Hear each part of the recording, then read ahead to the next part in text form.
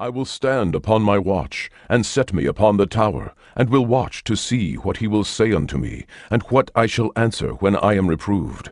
And the Lord answered me, and said, Write the vision, and make it plain upon tables, that he may run that readeth it. For the vision is yet for an appointed time, but at the end it shall speak, and not lie. Though it tarry, wait for it, because it will surely come, it will not tarry. Will we need vaccine cards as proof or passports of sorts? And if so, what are the ethics surrounding all of that? It's a complicated issue, and there are a lot of different opinions about how it's going to break down. Let's bring in Kerry Bowman. He's a bioethicist at the University of Toronto. Kerry, good to see you again. You too, Todd. I really wanted to get you on the show because this is something that's, very complex. People have very strong opinions on it, and we're about to jump right in, or how it's going to work, or what people are going to be comfortable with, what sort of obligations we're going to have, and how much of this sort of thing is going to be mandatory or not. First of all, how are you kind of framing it? Well, when you say, it's imminent, it really, really is. I mean, this could be on top of us within, weeks to months. I think probably more like a month or so, because, vaccinations are now rolling out and the supply has begun to move forward. So the tension, Todd, and I think you and the viewers would appreciate this, is the last thing you want to do is create another tier of haves and have-nots in relation to who can do what and who can't do what. Having said that, some form of vaccination passport is almost inevitable. With travel, it's virtually a given. And you look at countries like Israel's now introducing the green card, and all this is going on the assumption that people that have been vaccinated are not going to be able to spread the virus as easily, meaning they can't transmit it. And it's kind of looking like, my read on the science is it's looking like that is the case with most of the vaccines. So that would be the question. Now, some people will say we absolutely can't do it. Like, it's just not fair in a democratic society because there's people that don't want vaccines, and there's people that can't have vaccines. But here's the other side of the argument. Is it really fair to the Canadians that have been locked down for a year when they are vaccinated? They're no longer a risk to other people. Is it really fair to continue to limit their freedom? So you've kind of got those two sides of it colliding. Now, I think travel is for sure. And I think sort of public venues, sports, restaurants, I think market forces will pick up on this unless it's made illegal very quickly. Here's the question. Will our government, will they take a position, or are they going to sit back and just wait to see how this one unfolds? Yeah, it's a good point. And we know in the case of Israel, there is pressure now on the Israeli government to actually pass laws, Kerry, to give, some guidance to companies and lots of different players in terms of how they should handle this. You mentioned international travel. So let's start with that if we can. If somebody wants to travel internationally, they're going to have a passport. And if they don't want to get vaccinated, they're not going to be allowed to travel internationally. Is that how you see it playing out? Yeah, but that's nothing incredibly new. I work in parts of the world where you cannot get into a lot of countries without those yellow cards. If people are familiar with those, that goes back to 1933, actually. So they've been around for a while. That's definitely going to happen. My take on this is the Americans will very quickly say, in the months ahead, that if you want to enter the United States, you're going to need to be vaccinated. So that's definitely coming. For I am the Lord, I will speak, and the word that I shall speak shall come to pass. It shall be no more prolonged. For in your days, O rebellious house, will I say the word, and will perform it, saith the Lord God. Recently, we've seen how a shortage of computer chips, like the one I have here, you can hardly see it, I imagine. It's called a semiconductor. It's caused delays in production of automobiles that has resulted in reduced hours for American workers. A 21st century horseshoe nail. This semiconductor is smaller than a postage stamp, but it has more than 8 billion transistors. 8 billion transistors, 10,000 times thinner than a single human hair in this one chip. These chips are a wonder of innovation and design that power so much of our country, enables so much of our modern lives to go on. Not just our cars, but our smartphones, televisions, radios, medical diagnostic equipment, and so much more. We need to make sure these supply chains are secure and reliable. I'm directing senior officials in my administration to work with industrial leaders to identify solutions to this semiconductor shortfall and work very hard with the House and Senate. They've authorized the bill, but they need roughly $37 billion short term to make sure we have this capacity. We'll push for that as well, but we all recognize that the particular problem won't be solved immediately. In the meantime, we're reaching out to our allies, semiconductor companies and others in the supply chain to ramp up production to help us resolve the bottlenecks we face now. Kahala Yahweh, Ba'ashem Yahushai, Ba'ashem Akakwadash. Double honors unto the elders and apostles of Great Millstone. Salutations to the hopeful elect. Shalom Yasharallah. Now these prophecies coming to pass signifies the time we are in. This is exactly how we know we are at the end. This is Isaiah chapter 46 verse 9, and it reads, Remember the former things of old, for I am the most high power Yahweh, and there is none else. I am Yahweh, and there is none like me, declaring the end from the beginning and from ancient times, the things that are not yet done, saying, My counsel shall stand, and I will do all my pleasure. The former things are the prophecies that have already come to pass, the different rulers and their kingdoms, the transferring of power from one empire to the next, and the contrasting occurrences that took place in between. The prophets of the early antiquities prophesied of things taking place in the end times, including the times we are in now. Through the power and spirit of Yahweh Ba'ashem Yahushai, they declared the end from the beginning and ending of dynasties and world powers, judgments coming to pass, plagues and the many pestilences, the increase of Israel and the curses Yasharallah would suffer. The last days started when the Lord Yahushai first appeared on the scene. To quote the elders, from the very beginning the prophets declared end of days prophecies, and from ancient times the things that have not yet taken place. This is Habakkuk chapter 2 verse 4, and it reads, Behold, his soul which is lifted up is not upright in him, but the just shall live by his faith.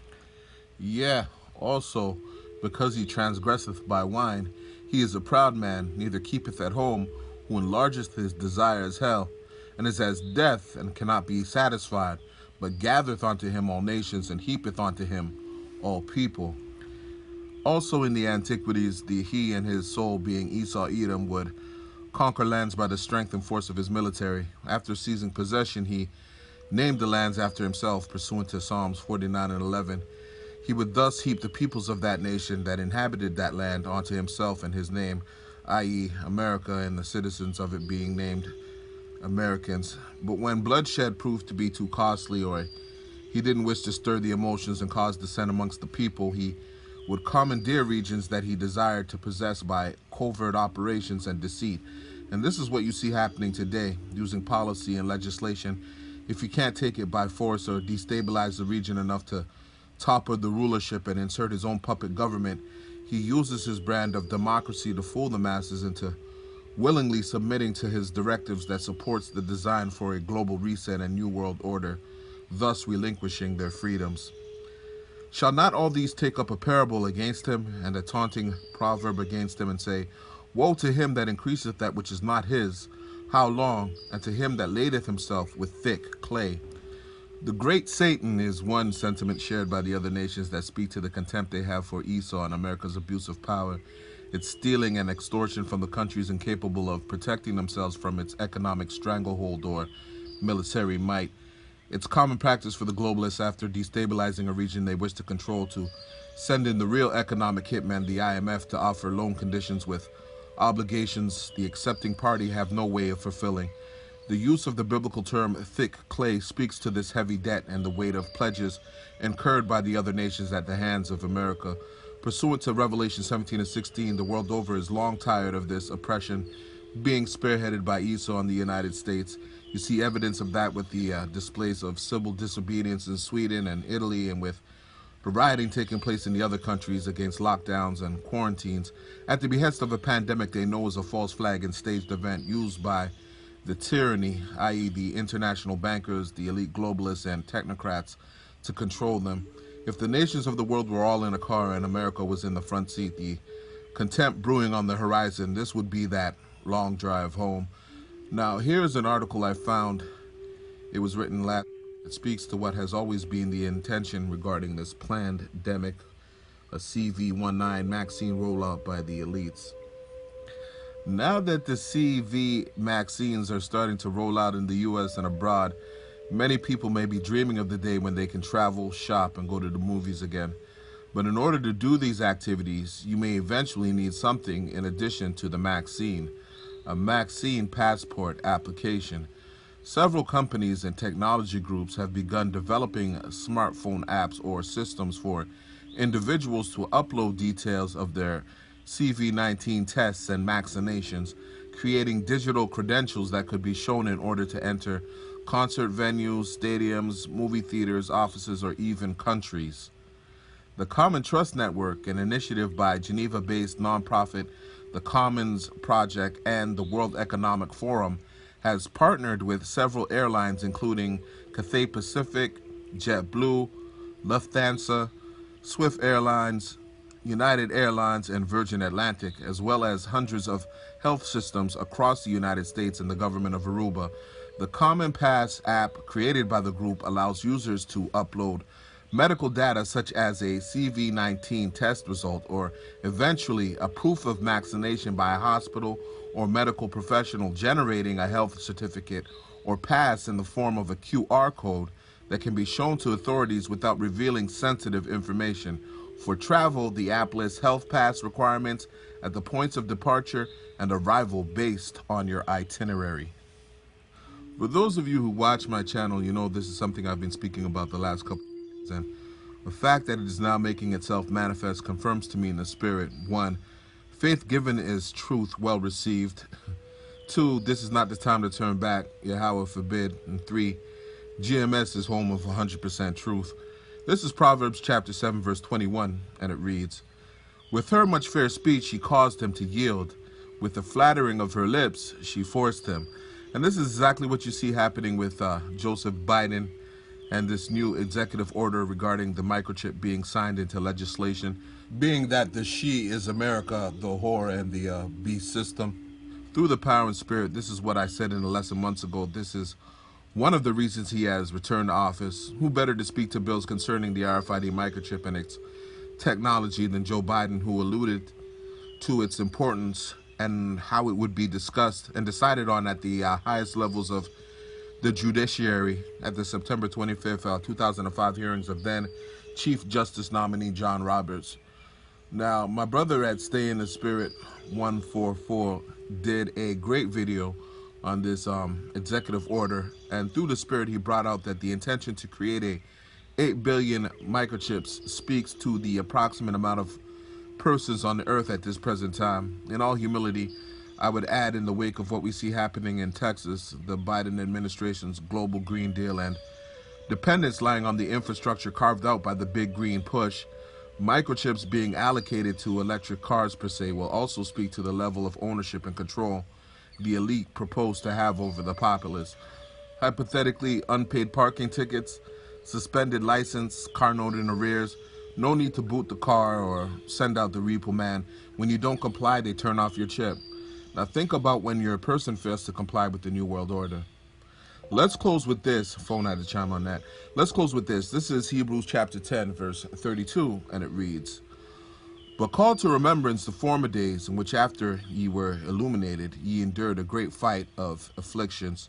Just as the prophets of old suffered after coming into this truth, we long suffer and have endured a great many hardships pursuant to this truth, being the hopeful elect.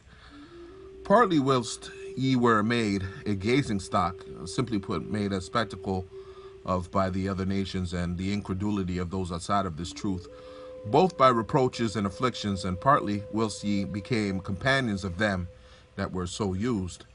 For ye had compassion of me in my bonds," the ye being the others sent out to preach the word, speaking of Paul when he was bound in Jerusalem by the chief captain Lysias and in other places, "and took joyfully the spoiling of your goods," meaning the loss of their earthly possessions, "knowing in yourselves that ye have in heaven a better and enduring substance. Cast not away therefore your confidence, which hath great recompense of reward." So stay strong, brothers. We at the end of this thing for real. "For ye have need of patience, that after ye have done the will of the heavenly Father, ye might receive the promise. For yet a little while, and he that shall come will come, the he that shall come being Yahushua, and will not tarry. Now the just shall live by faith, but if any man draw back, my soul shall have no pleasure in him. But we are not of them who draw back unto perdition, meaning we are not of the stock born to forsake this truth and go back into the world only to be destroyed or face utter destruction, hoping and praying we indeed are those elect men. But we are not of them who draw back unto perdition, but of them that believe to the saving of the soul. Call halal Yahweh Ba'Shem Yahushai Ba'Shem Rakakwadash. Through the power and spirit, I hope you were edified. Double honors unto the elders and apostles of Great Millstone who teach us 100% truth and rule well. Salutations to the hopeful elect. Shalom Yasharallah. Don't take that jab and don't take that chip.